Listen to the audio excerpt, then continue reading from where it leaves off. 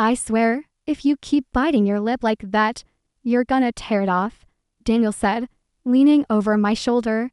I blinked, pulling back from the sketch I'd been redrawing for the 5th time. I don't even realize I'm doing it. You do it every time you're doubting yourself. His voice was smooth, low, almost amused.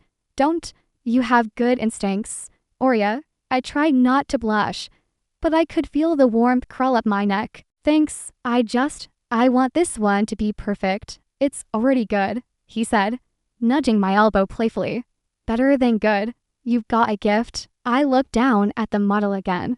My hands still trembled just slightly when I reached for my pencil. You're just saying that because you hired me, he chuckled. I didn't hire you. I recommended you. And that was before I saw you work. I turned toward him, still.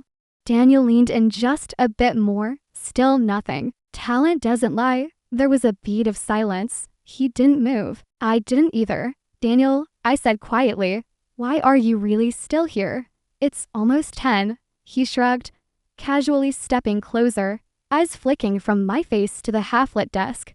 Guess I like seeing how your mind works. That sounds like a line. It would be if it wasn't true. I laughed nervously. Do you say that to all your interns? Only the ones who make me rethink my own designs? I looked at him again.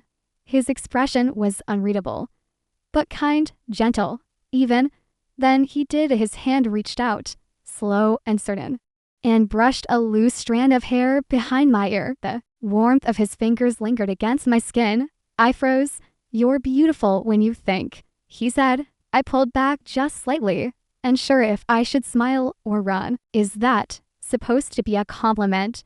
It's the truth. The silence between us thickened. I didn't know where to look. I should probably get home, I mumbled. He didn't move. You always rush out the second you feel something. Feel what? This, he said softly. Whatever's happening between us. There's nothing happening, I whispered, heart pounding. You're my mentor. His eyes narrowed slightly, but not in anger. More like curiosity. Does that make it wrong? Yes, I said too quickly. I mean no. I mean it makes it complicated. He smiled. Complicated isn't always bad. I swallowed hard. Tessa's waiting for me. Your roommate doesn't like me. She just doesn't understand. Understand what? I didn't answer. He reached down and gently placed his hand over mine. The way someone does when they're offering comfort or ownership. I couldn't tell which. My body didn't pull away. My brain screamed that it should. You're shaking, he said. No, I'm not. You are. I should go. He let go of my hand slowly, as if letting go of something valuable. I'll walk you out. The office was dead silent as we moved toward the elevator. Just the sound of our shoes on polished tile and the faint hum of fluorescent lights inside the elevator. I pressed the ground floor button and looked anywhere but at him. He broke the silence first.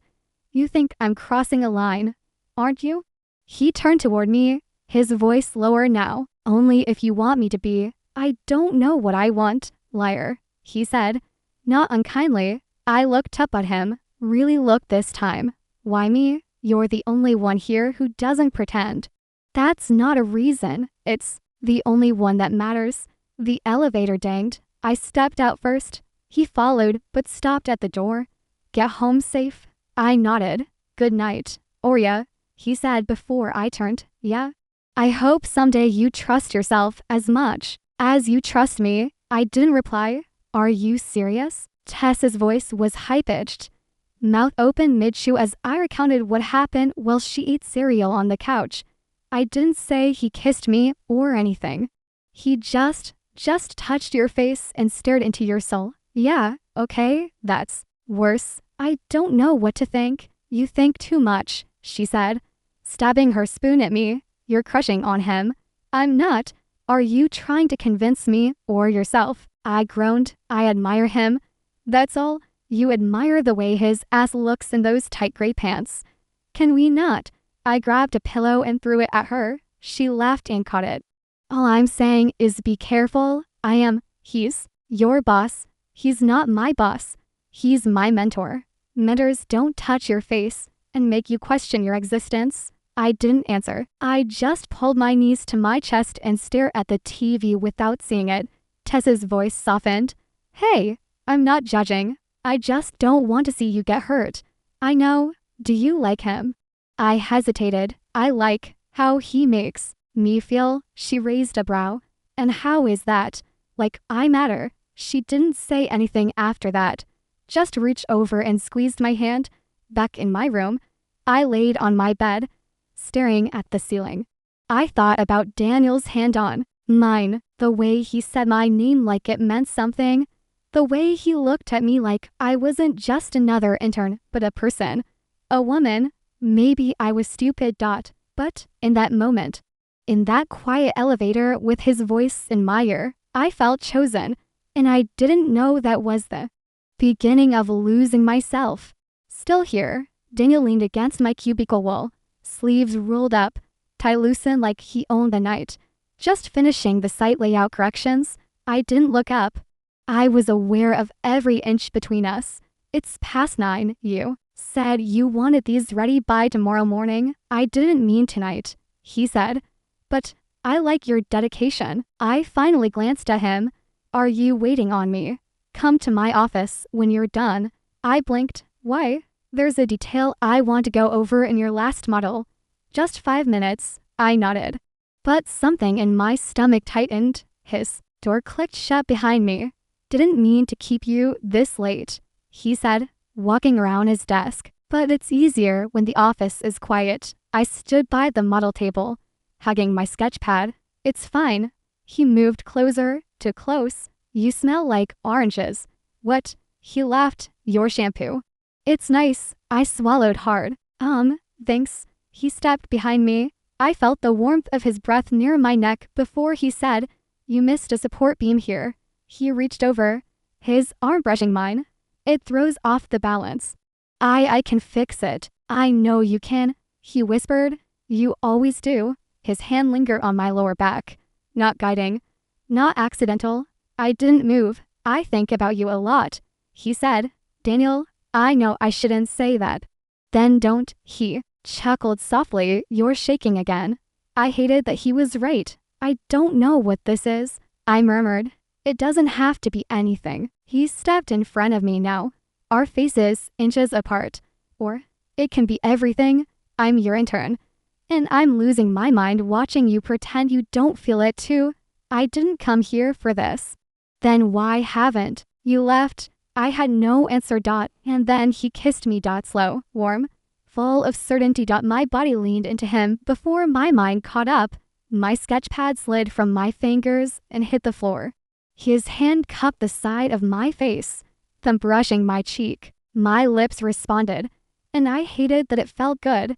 But when he pulled back, his eyes weren't soft, they were sharp, measured. See, he said. That wasn't so hard. I stepped back. What are we doing? Something that was bound to happen. My pulse raced. Does this happen with all your interns? He tilted his head. Are you accusing me of something? I don't know. Maybe I'm just confused. You weren't confused a minute ago. I didn't expect. I paused. I don't know what I expected. He picked up my sketch pad and handed it back. Don't overthink it.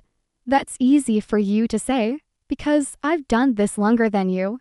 Done what? Work, life, messy emotions, he smiled. But there was no warmth. It's late, get some rest.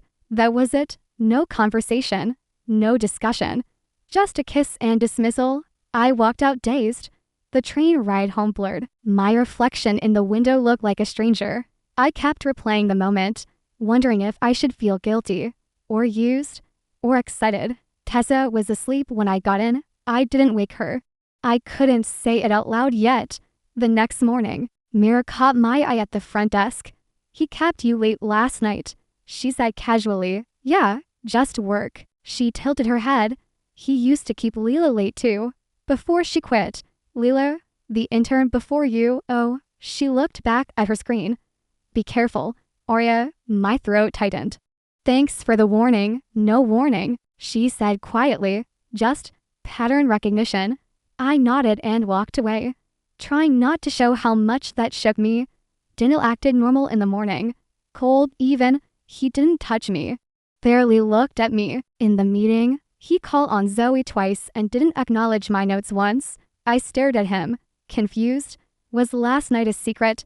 A mistake? A test? At lunch, Tessa called. You okay? You sound weird. I'm just tired. You working too hard or thinking too much? Both. Want me to come by tonight with wine and bad reality TV? No, I need space. Okay. But you're not shutting me out again. Last time you did that, you dyed your hair and applied to 3 countries for grad school. I smiled faintly. Noted. Seriously though, is it him? Who? Daniel? I hesitated. Tess. Oh my god. You didn't? I don't know what I did. Was it a kiss? Silence. Oria. I thought it meant something. I said finally. But today, he's acting like it didn't happen. Of course he is. That's what guys like him do. They get what they want, and then they vanish. He didn't get anything. Not physically, maybe. But emotionally, he knows he's got you wrapped. I rubbed my temples. I hate how right you sound. Then prove me wrong. How? Don't go back to him. I didn't answer, because part of me wanted to. Still, and I hated that part. Back at work, I caught Daniel staring at me across the hall. He didn't smile. He just looked like he was measuring something. I looked away first. Whatever I thought last night was this, wasn't it? It wasn't intimacy. It was control. And I had let him have it. But not anymore. Not again. You're not on the Prescott project anymore, Daniel said casually as he passed by my desk. I looked up, confused. What? Since when? This morning. I reassigned you to revisions on the Meadows proposal. Less pressure, more focused, you said. The Prescott presentation was mine. I changed my mind, he said without looking at me. Zoe's handling it now. Zoe's been here 2 weeks. She has potential. Let her breathe. Let her breathe. I sat frozen, unsure if I was supposed to be insulted or invisible. What did I do wrong? Daniel finally looked at me. His tone clipped. Nothing. It's not about you. But it was. Every eye in the room felt like it landed on me as he walked away. Zoe glanced over, unsure whether to smile or apologize. She did neither. Tessa raised an eyebrow when I walked through the door that night. What now? I mumbled. You look like someone kicked your puppy. He pulled me off the Prescott pitch. Wait, seriously? After all the work you've done? Gave it to the new intern. Zoe. Tessa dropped her phone on the couch. Are you kidding me? He said she has potential. He said that about you 2 months ago. I know. She studied my face. Did something else happen? I hesitated. I think he's punishing me. For what? For not chasing him. Tessa's eyes narrowed. I'm gonna slash his tires. I smiled weakly. Thanks. But maybe not yet. Fine. But at least let me key his car. The next day, I heard laughter spilling from Daniel's office. I didn't mean to listen. But my name came up. She's intense. Huh? Someone said. Daniel's voice followed. Yeah, gets too. Attached. A man I didn't recognize laughed. Pretty though. Daniel smirked. I could hear it in his voice. She was. Easy. I couldn't breathe. Easy. I backed away from the door like it burned me. My vision blurred. I found the nearest restroom and locked myself inside. Easy. That word echoed in my skull like a slap. I stared at myself in the mirror. My lips trembled. My eyes looked small. Powerless. Not again. Not anymore. When I came out, I ran straight into mirror. You okay? She asked, eyes scanning my face. Fine. She didn't move. You're not. He's talking about me. He always does. Until he finds the next. I looked at her. You knew this would happen. I hoped it wouldn't. But he doesn't change. Why do they keep letting him? Her voice was quiet. Because he's good at pretending. I confronted him after everyone left. His office was still lit. He was scrolling through his phone like the world outside didn't matter. Hey, I said, voice sharp. He looked up, surprised. Warrior. I heard what you said. He tilted his head. You'll have to be more specific. Easy. Is that how you talk about all your interns? His jaw clenched. That was out of context. There's no context where that's okay. He stood. Maybe you're reading too much into things. Again, don't twist this. You're emotional. And you're cruel. His expression didn't change. You knew what this was. No, I said, shaking. I thought it was something real. He laughed, low and cold. Real? This was work, Oria. You blurred the lines, not me. You kissed me. And you kissed me back. I thought I meant something. He stepped around his desk. Calm and careful. That's the problem. You always want things to mean something. You're disgusting. He looked away, almost bored. Don't make this bigger than it is. I stared at him, disgust tightening in my chest like a fist. You really think you'll get away with this? I haven't done anything wrong.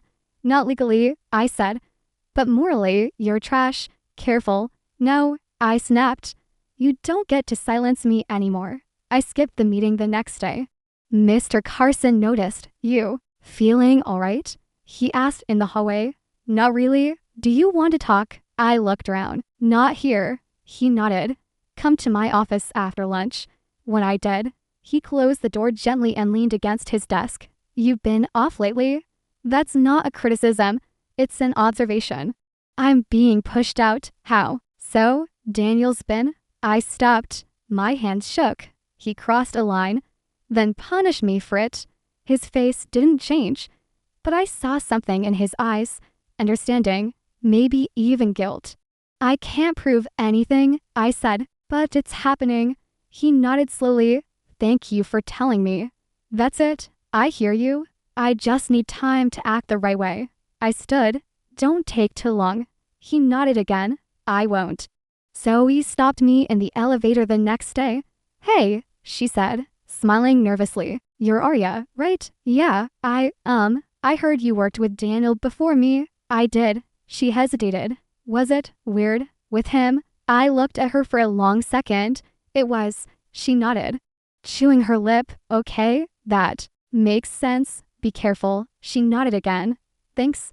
That night, I sat in my bed with Tessa beside me. Both of us silent. You gonna quit? She asked finally. Not yet. You thinking revenge? No, I said quietly. I'm thinking justice. She smiled. Good. That sounds like you. I stared at the ceiling, the ache still in my chest. I don't want to be the next. Sad story. You won't be, she said. You'll be the warning. And I held onto that. I stared at my untouched salad. You haven't eaten anything, Tessa said. I'm not hungry. That's the third day in a row, Oria. I said I'm fine. She leaned forward. You don't look fine. I forced a smile. Works. Just overwhelming. Her eyes narrowed. You're lying. I'm tired. That's it. Tessa didn't say anything after that. Just watched me like she was waiting for me to crack. I cried in the third-floor bathroom stall during my 10-minute break. Quiet sobs into my sleeve, biting my lip so hard it left a mark. I hated how weak I felt, how broken. Every time I thought about his voice, his words easy, I felt sick. I splashed cold water on my face, fixed my lipstick, and walked out like I was whole. But I wasn't. At night, I lay awake staring at the ceiling while Tessa snored softly beside me. I whispered into the dark, why me? And then I answered myself, because I let him, because I believed him, because I wanted to matter. I didn't sleep. The breaking point came on a Tuesday. Tessa found me curled up on the couch in my work clothes, makeup smudged, eyes swollen. She sat beside me without a word, just waited. I can't pretend anymore. I whispered. She touched my shoulder gently. Then don't. I let him get into my head. I thought he saw me. She was silent. I thought I was special, still quiet. And now he acts like I never existed. Then she asked, what did he do? I couldn't meet her eyes. He kissed me. At first, her jaw tightened. Then he texted late, called me brilliant, pulled me into his office for hours. Said I was different. Did you ever say yes? I didn't say no. That's not the same. I thought I wanted it. I said, voice cracking. But now I can't breathe. Tessa leaned in. He groomed you, Oria? Those words hit me like ice. She pulled me into her arms. It wasn't your fault. I cried until my ribs hurt. That night, I opened a blank notebook. Page 1. The night he asked if I was lonely. Page 2. The night he said my laugh was addictive. Page 3. The night I stayed late to help, and he touched my arm for too long. The pages filled fast. I wrote everything, every text, every time he hovered too close, every shift in his voice, every little promise he never said aloud, but left hanging in the air like bait. The more I wrote, the clearer it became. This wasn't love. This wasn't admiration. It was manipulation.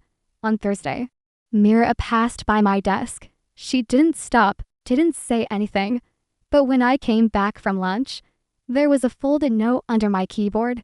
You're not the first. I stared at it for minutes. My hands shook. Not the first. And probably not the last. I walked over to her desk. Mirror. She looked up slowly. Did you write this? She just nodded once. Why didn't you tell me? Would you have believed me 2 months ago? I couldn't answer. I kept quiet. She said, now I wish I hadn't. You're not alone. I said, neither are you. I'm gonna burn his whole world down. I told Tessa that night. She blinked. Okay, wow. That escalated. I'm serious. I believe you. I want him to feel it. Not just lose his job. I want him to lose sleep, lose confidence. I want him hollow. Tessa looked at me carefully. You don't just want justice. I want revenge. She nodded. Then let's do it right. The next morning, I walked into the office with mascara and shoulders squared. I was done crying in bathrooms. Daniel looked up as I passed his office. Morning, he said, like nothing ever happened. I smiled tightly. Not for long. He paused. Excuse me. I leaned closer. You'll see. His face didn't change, but his eyes did. Slight flicker of panic. And that was the first time I felt powerful again. I texted Mira after lunch. Me? I'm building something. Want? And Mirror, I thought you'd never ask. I can't believe I'm doing this. I whispered, staring at myself in the mirror. Tessa leaned on the doorway. You look like someone he can't resist. Good, I said. That's the point. She crossed her arms. You sure you're ready? I'm not doing it for him, I said, sliding my lipstick on slowly.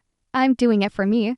Just be careful. I set my phone to record audio and backup cloud. Worst case, I walk out. No. Tessa said firmly. Worst case, you don't.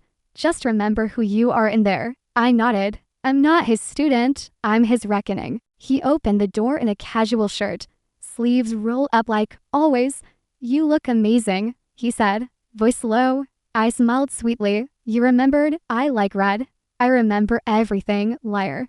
I handed him the wine. Something smooth. I've missed this, he said, taking it, us talking. I walked in slowly, letting my fingers graze the frame of the door. It's been strange without you. He poured the wine. I never wanted things to end badly. You think they ended? He looked at me over his glass. Did they? I laughed, soft and hollow. Not really. Good, he said, moving closer. Because I still think about you. What we had. I looked up at him. What did we have, Daniel? He paused. Something real. Another lie. I never stopped wanting you, I whispered, letting the words drip with false longing. His eyes darkened. Then why all the coldness at work? Fear, I said. Shame, guilt. But not for being with you, for liking it too much. He touched my hand. You don't have to feel guilty. You're a grown woman. You always knew how to say the right things, and you always knew how to listen. He leaned in. I let him. I kissed him first. His hand found the curve of my hip like it belonged there. You make me lose control, he murmured. Good. I pressed closer just long enough to capture the sigh in his throat, the heat in his breath, the way he whispered my name like a secret. My phone, hidden inside my clutch on the counter, was recording every second. You think about me? I asked. Every night. What do you think about? His fingers skimmed my waist. That night in my office. The way you looked at me, like I needed you. Exactly. I kissed his cheek. What if I told you I still do? He exhaled. shakily. Then I'd tell you to stay. Would that make you happy? It'd make everything easier. I leaned back just slightly. But easy isn't always right, is it? He blinked. What do you mean? I stepped away slowly, just thinking out loud. I picked up my clutch. Thanks for the wine. He frowned. Wait, where are you going? I said I missed. US. I didn't say I'd repeat us. He stood quickly. Oria, don't play games. I smiled. Calm and cruel. You taught me well, Daniel. He looked like he didn't know whether to be impressed or afraid. I kissed him one more time softly, lingering, then walked out without looking back. Outside, I sat in my car with my hands trembling. I hit send. Audio file. Daniel Knight 1.mp3 sent to Tessa, Mirror, Mr. Carson. Then I exhaled for the first time all night.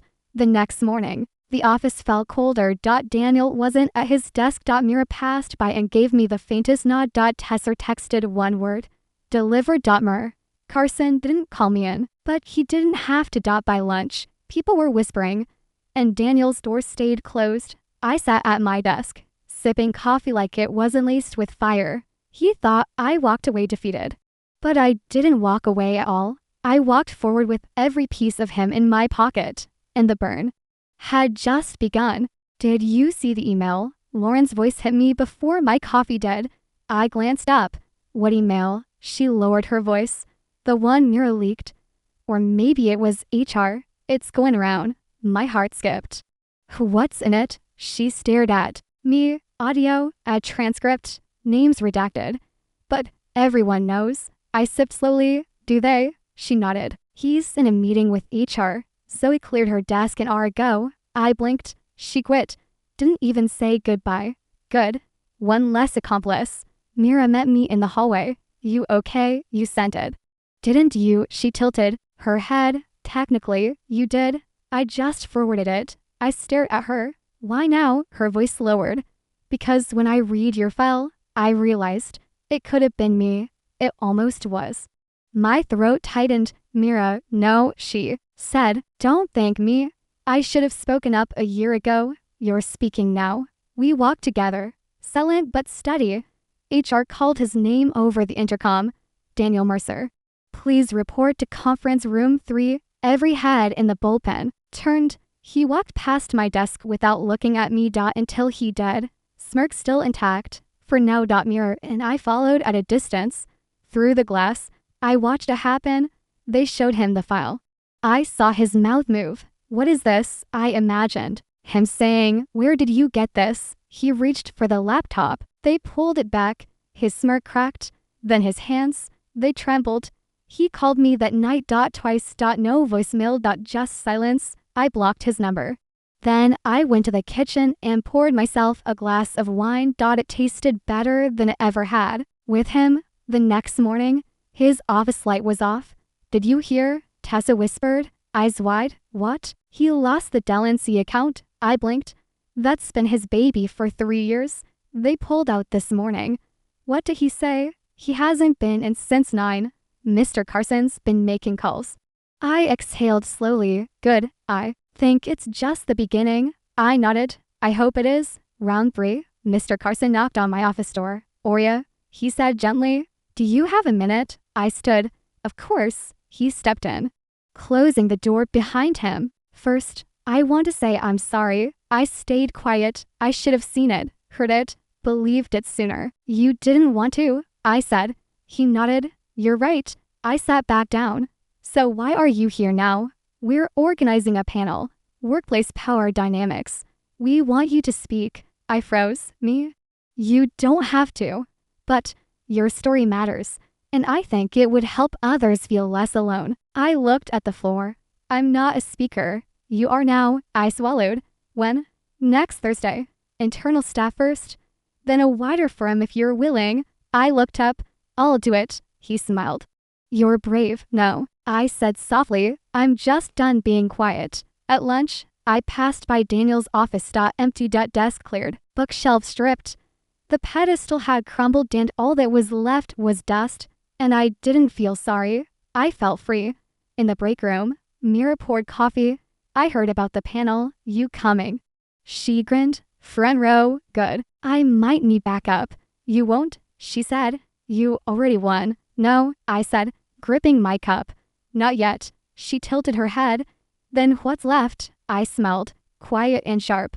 Letting the world know who he really is. I opened my journal and stared at the blank page for a long time. Then I started writing. Dear Daniel, I won't send this. You'll never read it. But I need to say it anyway. I loved you. Or at least, I loved the version of you I thought was real. Mira's knock startled me. You okay? She asked, peeking through the doorway. Just writing, she smiled. Therapy writing, I nodded. Something like that.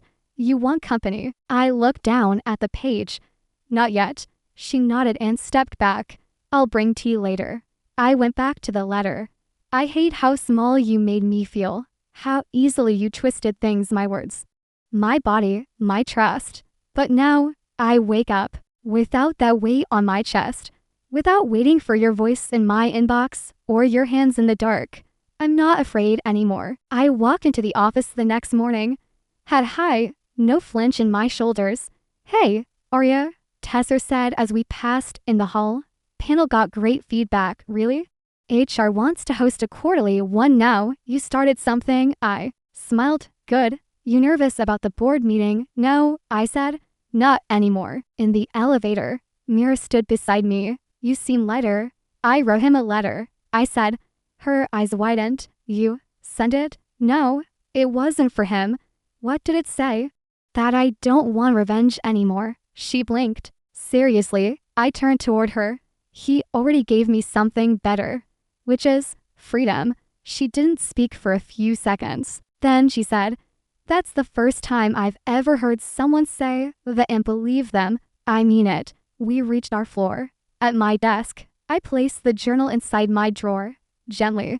Like it was something sacred. Then I opened my laptop. To new client requests. Both peripherals. I grinned. Lunchtime came, and I found myself walking past Daniel's old office. Still empty, still quiet. I paused. Then I placed my hand against the doorframe for a second. Goodbye, I whispered. Mira leaned out from her office. You talking to ghosts now? Only the ones I've buried. She grinned. Want a sandwich? God. Yes. Later that afternoon, Mr. Carson waved me into his office. You've become quite the lightning rod, he said, gesturing to the stack of emails on his desk. Good lightning or bad? Strong? Brave? Necessary. I folded my hands. You know, there was a time I thought I'd never be able to walk in here without shaking. You're not shaking now. No, I said.